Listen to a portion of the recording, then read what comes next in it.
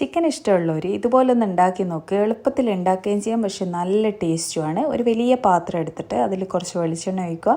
പിന്നെ കുറച്ച് പട്ട, ഗ്രാമ്പു, ഏലക്ക, ചെറിയ ജീരകം ഇട്ട് കൊടുക്കുക. എന്നിട്ട് നന്നായി വഴറ്റി കൊടുക്കുക. പിന്നെ നമ്മൾ ഇഞ്ചി, വെളുത്തുള്ളി ചതച്ച് ചേർത്ത് കൊടുക്കുക. പിന്നെ കുറച്ചധികം ചെറിയുള്ളി എല്ലാം കൂടി നന്നായി വഴറ്റി കൊടുക്കുക. അതിലേക്ക് നമ്മൾ മഞ്ഞൾപ്പൊടി, കാശ്മീരി ചില്ലിപ്പൊടി, പിന്നെ ഗരം മസാല അതുകൂടി ചേർത്തിട്ട് കൊണ്ട് നന്നായി മിക്സ് ചെയ്യുക. പിന്നെ ഒരു 4 തക്കാളിയും ഒരു 3 പച്ചമുളകും കൂടി ചേർത്ത് കൊടുക്കുക. വീണ്ടും നന്നായി വഴറ്റി കൊടുക്കുക. ആവശ്യത്തിനുള്ള ഉപ്പും ചേർത്ത് കൊടുക്കുക. പിന്നെ കഴുകി വൃത്തിയാക്കി വെച്ച് ചിക്കനും ചേർത്ത് കൊടുക്കുക. എല്ലാം കൂടി മിക്സ് ചെയ്തിട്ട് അടച്ച് വെച്ച് വേവിക്കുക. ആ സമയത്ത് നമ്മളൊരു ഫ്രൈ പാൻ എടുത്തിട്ട് അതിൽ കുറച്ച് ബട്ടർ ഇട്ട് കൊടുക്കുക. ഒരു വലിയ തേങ്ങയുടെ പകുതി ഞാൻ എടുത്തിട്ടുണ്ട്. തേങ്ങ ചിരകിയതിട്ട് കൊടുക്കുക. പിന്നെ കുറച്ചധികം കഷ്യൂ നട്ട്സ് ഇട്ട് കൊടുക്കുക. എന്നിട്ട് നന്നായിട്ട് വറുത്തെടുക്കുക. പിന്നെ കുറച്ച് ഗരം മസാല ഞാൻ ചേർത്തിട്ടുണ്ട്, ഒരു നല്ലൊരു ഫ്ലേവറിന് വേണ്ടിയിട്ടാണ്.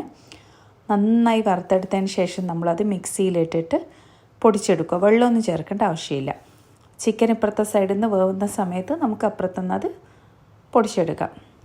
ചിക്കൻ വെന്ത് വന്നിട്ടുണ്ട്. ഇനി നമ്മൾ പൊടിച്ച തേങ്ങ ഈ ചിക്കനിലേക്ക് ചേർക്കുക. എന്നിട്ട് നന്നായി മിക്സ് ചെയ്ത് കൊടുക്കുക. കുറച്ച് കുരുമുളക് പൊടിയും മല്ലിയിലയും ചേർത്ത് കൊടുക്കുക. വീണ്ടും നന്നായി മിക്സ് ചെയ്തിട്ട് ഒരു 5 മിനിറ്റ് അടച്ച് വെച്ച് ഒന്നുകൂടി ഒന്ന് വേവിച്ചെടുക്കുക.